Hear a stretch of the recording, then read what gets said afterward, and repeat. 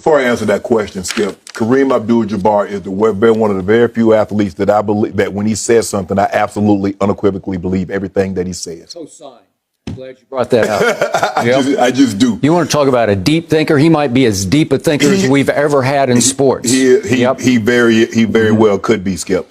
I think it's a big deal. I think for the fact, Skip, that he's so close. This is not something that LeBron James set out to do, because remember, when they talk about great scores, LeBron James is never, ever mentioned. And I can assure you, when Kareem set this record, I remember when he set the record and he ended his career with all these, with this 38,000 points. If someone would have said, okay, I'm going to give you 50 guesses, who do you think break this record? I guarantee you nobody would have said LeBron James, because they don't think of him as a scorer like Kobe. They don't think of him as a scorer like Jordan or like Kevin Durant or like some of the other all-time great scorers. But yet, here we are. He's, 120 games of 25 points or 18 points, 6 for 2 years. Probably would have broke it this year had he not gotten injured those 2 years. But hey, that's neither here nor there. Skip, look.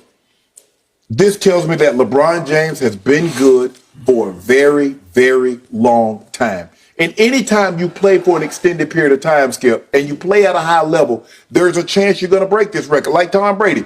Tom Brady has the most touchdown passes. He played 20 plus years, played at a very high level. He's about to pass Drew Brees for passing yards, which means he played a long time, played at a very high level. So I don't think that this just goes to show you just how great and for how long LeBron James has been.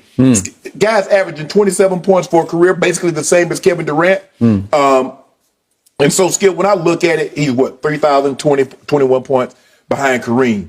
Skip, I don't really know. There's no down to this. There's no negative way you can look at this. He just started out and said, you know what? I'm going to play as hard as I can for as long as I can. And at the end of the day, we'll see what happens. I remember when I went to Baltimore, Skip, I was about, 1,400 yards behind Ozzie for all-time receiving yards. Skip, it's not something that I set out to do. I mean, a 7th-round draft pick, you're just like, man, I hope I can get me like 3 years. Hope I can get me 10 years. And next thing you know, I'm like, and I told him, I say, hey, bro, I'm this close. I might as well go in and break it while I'm on your watch. And so I think that's the way LeBron is looking at it. This is not something that, I don't even know how you can set out and say, you know what? I'm going to be the all-time lead scorer in NBA history, Skip. You just play at a high level. You get very, very fortunate that God blessed you with great ability, and he blessed you with longevity. And for the most part, with the exception of the 2 of the last 3 years, Skip, you had no injuries that put you down for, say, like a Kevin Durant that missed an entire season or something like that. So for me,